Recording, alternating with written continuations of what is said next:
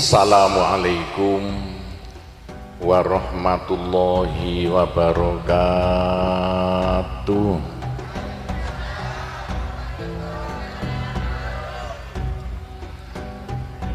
Bismillahirrahmanirrahim. Alhamdulillahi rabbil alamin.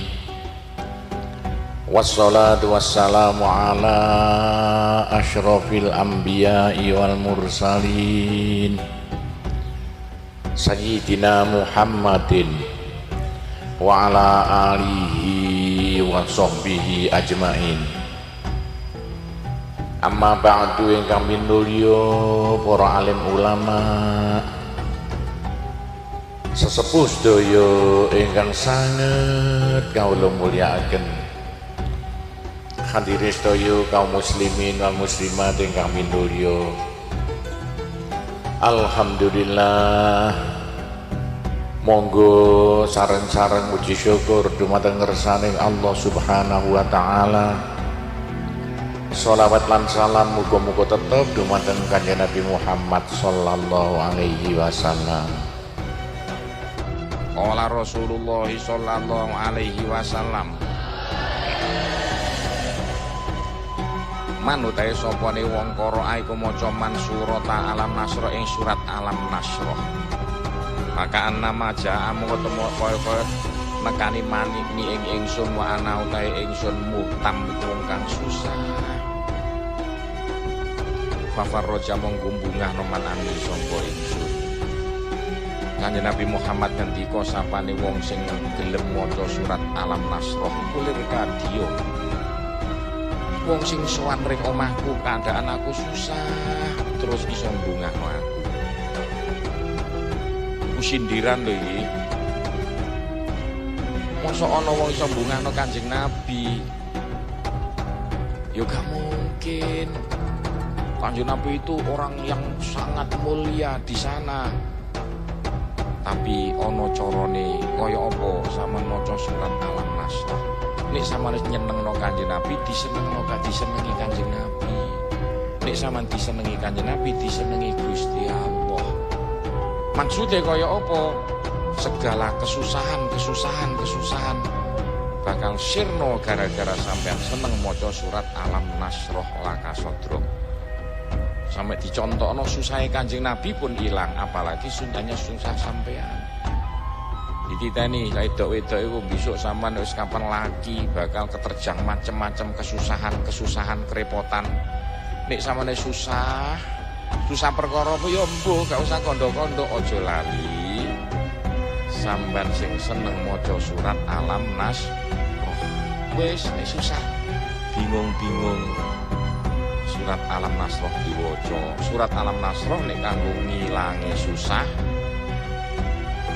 luar biasa, iso dadekno bungah sing asale susah malah bungah. Pokoke gunane alam nasroh luar biasa. Di antarane wa man utahe sapane wong dawama iku terus-terusan man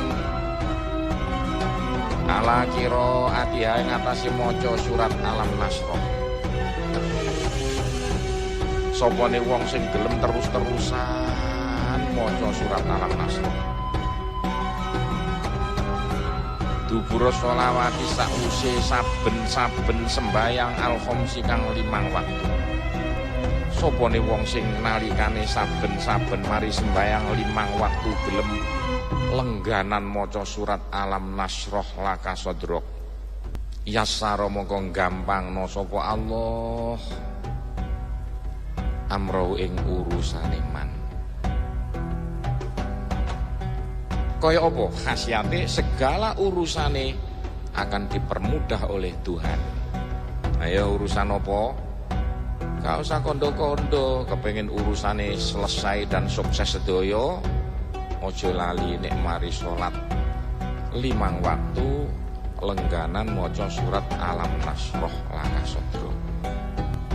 Wa farroja hammau lan bungahaken sapa Allah hammau ing kesusahane man. Sapa wong sing susah kepengin susahe ilang, Gampang ae carane kaya apa? Nalikane saben mari sembayang aja lali maca surat Alam Nasroh. Sapa gak apal surat Alam Nasroh cah cilik-cilik sapal? Apalno cah ono wae wong Jawa gak apal surat Nasroh kaya Cina ae. Dieling-eling wae pelaim ngene kakek wong susah lho. Mergawe tani rugi. Mergawe no segara muspro. Iwake entek, solare larang. Bingung. Dan bingung. Carane kaya apa yo ngilangno bingung. Wis balik ndonga ring Gusti Allah. Donga sing paling top untuk ngilangi kebingungan. Maca Alam Nasroh laka sodrok, niat jaluk ring Gusti Allah supaya bingung ilang. Engko lak moro-moro Gusti Allah paring mbuh sarana apa yo sing iso nggarai bingung ilang. Ya macem-macem cara sampai kene ku ngreka lho. Kene kan kepengin ta Cak supaya pondok-pondok iso mergawe. Iki tugasku tekan negara. Sampai Lamongan tak kawan nandur paci orang. Supaya opo ya cek oleh sandang pangan. Nyatane sebiyen jare aku dilokno. Mana buktinya? Sopo sing nuku saiki tak walik. Mana buktinya paci mana tak durno. Sakake paci iso ngedol kene sampe ndek paci 10 wis kena digawe buka nek poso. Sayang sebiyen gak nandur kasep. Saiki kene wong bingung dolek paci di mana-mana. Larane kaono. Padahal sing nuku ngenteni antri. Yo, biyen dilokno saiki bener manggokur kasep. Jare wong tikung kadung tak ketoki, Pak. Salah sampean sendiri. Wong ketoki. Iku ono ae sing gare Gusti Allah nekakno rezeki mbok teko ndi yo mbuh. Bingung-bingung suwe-suwe stres. Nek stres mijetno ya. Kadang-kadang nyancang. Ikulah. Warozaqo lan paring rizki hu ing man warozaqo paring rizki sapa Allah hu ing man min khaisula yahtasib saka sekirane ora kanyono-nyono. Apa rizki ya kena apa maneh tenan. Pokoke wong sing gelem maca surat Alam Nasroh saben-saben mari salat engko moro-moro lah kok rezekine teko dhewe-dhewe sing gak kenyono-nyono. Akeh lho rasane sekolah pertanian iku sing iso ndadekno sandang panganku bareng wis lulus oleh insinyur pertanian. Lah kok pleot hasilnya teko dodol soto. Wah, ngerti yo piye kasep. Wakeh lho ngono ku. Ono maneh cah bocah sekolah perhotelan wis kepengin dadi pegawai hotel sampai direwangi belajar bahasa Inggris sampai elek. Bareng wis lulus dadakan dadi bojone wong dol bakso lho. Gak njogo hotel malah njogo warung bakso. Pokoke tekone rezeki gak kenyono-nyono. Kene iso apa tabiyen nyono. Nek iso tuku motor, iso tuku trek, iso tuku bego, iso tuku sepeda motor gak nyono cah. Biyen aku biyen sekolah sepeda ontel gak duwe. Mlaku nya sekolah ning Kranji ku gak sandalan. Sekolah sanawiyah no Kranji kono taun 62. Kene wis taun 67 lho, ana wong iso tuku radio, aku gawok kok iso tuku radio ya kok ndek dhuwit. Gawok aku. Anake wong bulangan ku anake wong sugih iso tuku radio, aku gawok. Kok ndek dhuwit iso tuku radio. Aja maneh karek tuku tip ya, tambah gawok ben ajaib. Wah, aku ana taun jaman 69 ana kancaku iso tuku sepeda motor bocah mantren. Dodol Tegal, bawok gawe cowah sugih yo kok iso tuku sepeda motor.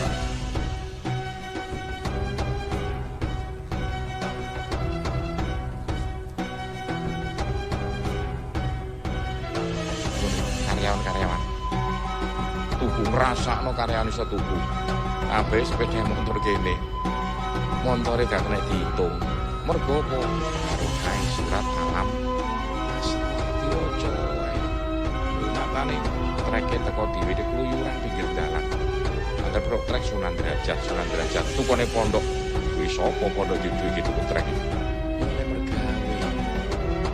Hasil pondok dibayari gurune gak cukup sampai tak bisa ngulang guru dibayari murah-murah gak ada duit tak bisa sing larang saya dibayari guru aku gak ngelong-ngelong lho kena apa tak kok iso tuku padahal biar ngerasakno kok tek ngipi gak iso. Alhamdulillah barokah alam nasroh lakasodro. Kene biyen ku seneng wiritan jaman seno pondok nganggur maca. Sak krungune kupingku tak waca, tak mantep-mantepno. Sing akeh wiritanku bangsa urusan juk duit. Kene mulai tahun 19 wiritan juk duit. Bangsa sing juk duit. Gak ikhlas Pak yo gak, wong krana Allah campur krana juk duit tapi lumayan oleh duit malian. Iku namanya moro-moro besok sampean oleh duit sing gak kenyono-nyono teko dia mbuh. Teko kono, teko kene, teko kono. Ono ae duit tekani. Wis, iku ping pira gak usah diitung. Nek iso ping 7, ping 7 kok 7 ku pitulung. 7 iku padha karo sindiran. Gusti Allah gawe apa-apa serba 7, langit lapis 7. Bumi lapis 7, Fatihah 7 ayat, dino 7, swarga lapis 7, neraka melok-melok lapis 7, aras lapis 7, kurang apa? Jadi sindiran 7 lho, nek ana jumlah ping 7 ae. Apa maneh cah pondok nganggur, maneh wedok-wedok timbang pengangguran, waca ae alam nasroh. Niate njuk dhuwit. Iso lah moro-moro sugih dhuwit oleh bojo sing pinter perkara.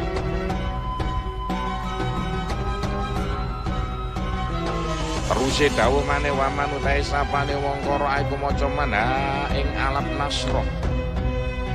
Dubura kuli salatin sause saben-saben sembayang ping pira? Gak patek akeh-akeh ping arba'in amarrah 40 ambalan. Wah, Pak lumayan Pak klenger diteki. Ben mari sembayang maca surat alam nasroh ping 40. Pirang dina Pak gak suwe-suwe. Sab'ata ayamin 7 dino. Mutalali tawaliatin kang nuli. Sampeyan maca alam nasroh ping 40 saben mari salat suwene 7 dino berturut-turut. Kaya apa? Miturut dawuh iki diterangno aghna moko bakal paling kesugihan du ing man sapa Allah bila syakin tanpa kemamangan wala syubhatin lan ora bakal syubhat itu meragukan. Yo sampean nek kepene sugih dhuwit besok jangan ragu dan jangan bimbang. Carane kaya apa? Sampean tak kongkon rialat suwene 7 dina. Rialat ku apa ya donga ring Gusti Allah sing mantep. Nek iso nglakoni 7 dina ngene biasa kanggo poso. Aku dungane wong poso iku mati itu. Poso 7 dina niate apa? Niat donga ring Gusti Allah. Lah dungane nganggo apa? Alam nasroh.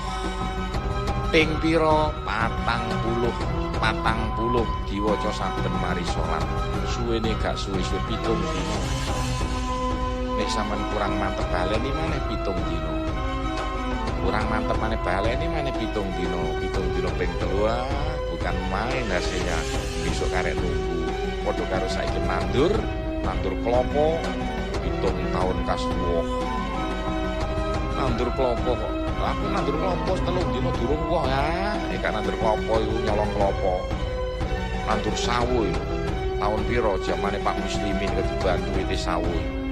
Zaman Pak Muslimin dadi menteri perhutanan Perhutani, Menteri Perhutani sing bantunan pondok iku Pak Muslimin Nasution, liyane gak ono sing bantu pondok. Mulane zaman Gus Dur belas gak tau pondok, Saripis gak tau bantu pondok.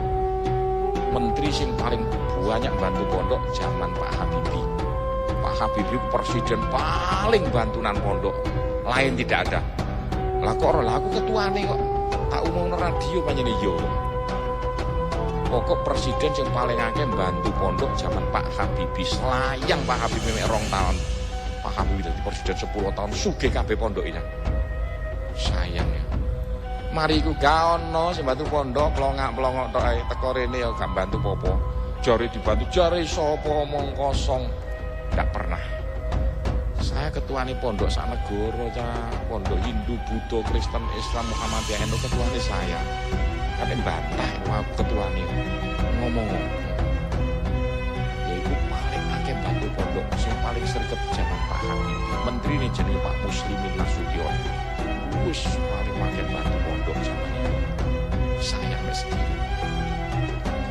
Pondok sing dibantu, pondok sing maca Alam Nasroh. Zaman gak gelem maca.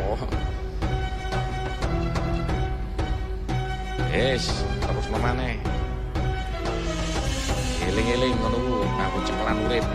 Pondok keris ah. Sengker gak oleh diiris-iris. Keris jimat barang siji hukuman. Ngopo Alam Nasroh.